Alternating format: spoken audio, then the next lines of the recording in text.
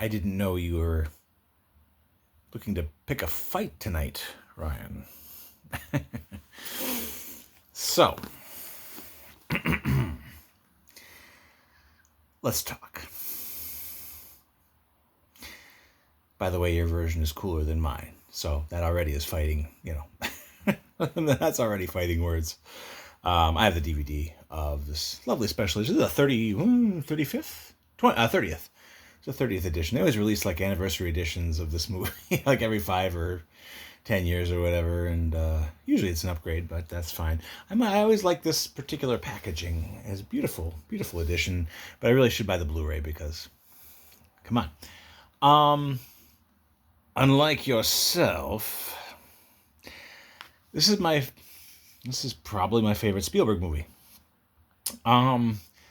And it's potentially my favorite for all the reasons that you mentioned that it's not your favorite. So what's great is that methinks you are asking more of Roy Neary than he can give. What I love is that these are deeply flawed humans in this movie, and they're not heroic. They act heroically, I guess, because of obsession. Because you can look at what all the stuff that Roy is doing, like taking his entire garden and putting it into his living room.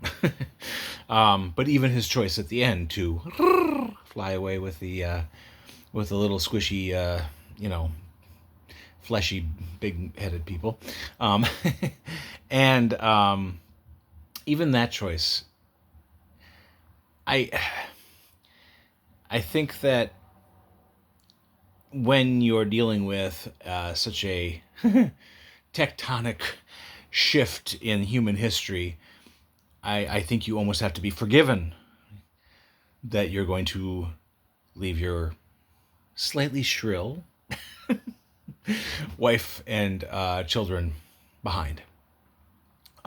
Look at the explorers of of Captain Cook's era. They'd go off to sea for 2-3 years, these long expeditions looking for like the Northwest Passage or whatever it is that they're doing. And, what they're doing certainly is damaging to a family life, but for some kind of greater good. And I think Close Encounters would be a lesser movie if it was filled with human heroes. I would rather... It's almost like an Altman movie. I know you're an Altman fan. Like, look at Nashville. Look at Shortcuts. I mean, these are all deeply flawed. And that's... It's funny because Spielberg comes from that era of filmmaking, late 60s, early 70s, when Altman was doing this thing, and so it's a big counterculture thing. And I do think that the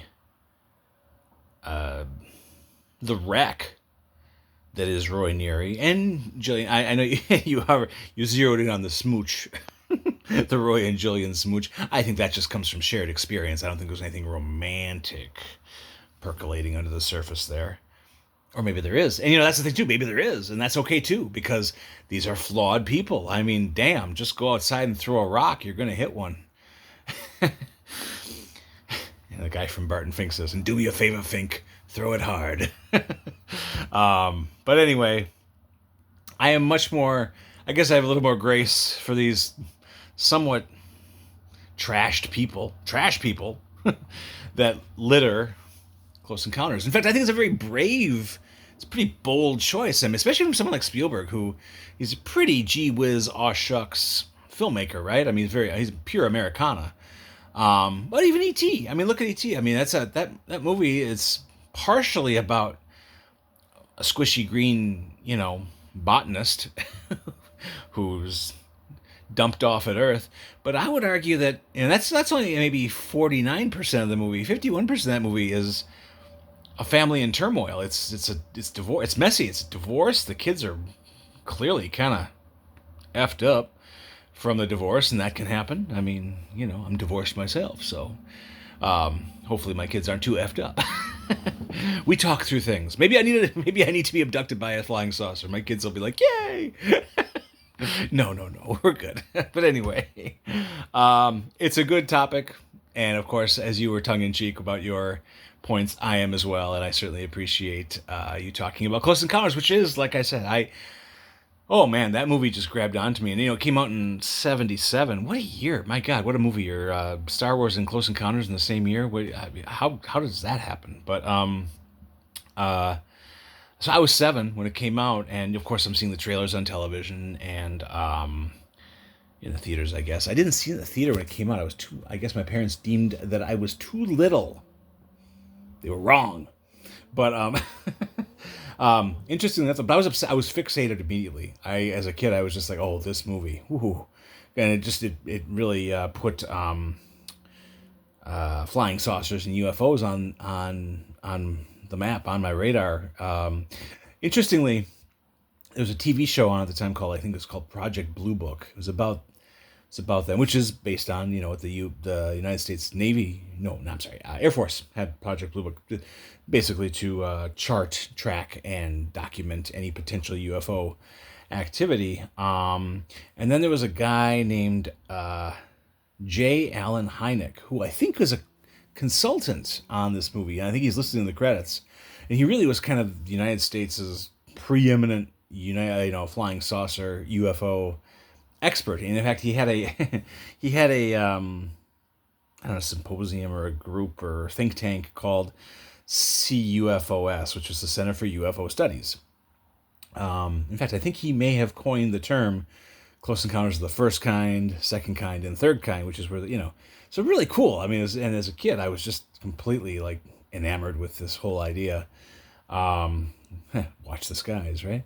One cool thing, my folks took me to the Hancock Building in Chicago for some kind of vacation. I mean, it was part of a general Chicago vacation. And on the top floor, they had a massive kind of display of the Center for UFO Studies. I don't know if Mr. Hynek was there, Dr. Hynek was there or not, but I got all this kind of literature, and I sort of I was like, that's it, I'm officially a junior UFO hunter, and I have yet to capture one. So the quest continues. But anyway, it's always fun to talk about Close Encounters of the Third Kind. I'm due for a while. This actually got a beautiful re-release theatrically. I don't know if like Fathom Events put it out or something. So I got a chance to see it theatrically maybe 5 years ago. I was still married, so yeah, probably 5 years ago. And it was cool because they had it at my multiplex, not in the biggest house, but it was a pretty good sized screen, which is great. But they had the soundtrack, for whatever reason, just jacked up off the charts. And it is also not only my favorite Spielberg movie, but it's easily my favorite John Williams score over everything. And seeing it, turned up to 11 in multiplex it almost felt like I was seeing the movie with an orchestra, which you can do, of course. They'll sometimes play like E.T. or Star Wars or whatever in front of a live orchestra. And but it was...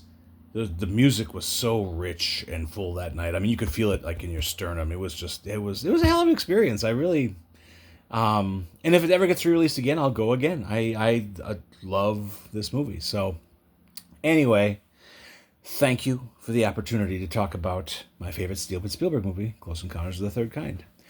We'll see you soon.